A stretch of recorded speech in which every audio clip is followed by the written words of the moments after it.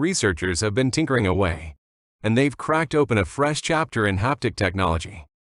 They've pioneered a system that could replicate textures, sensations, and even changes in temperature on our touchscreens.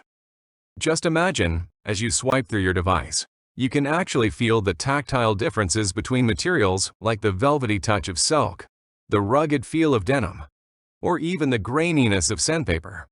It's as if your screen is transforming into a portal of touch-based exploration. Now, you might be pondering, how does this enchanting wizardry come into play? Let's break it down.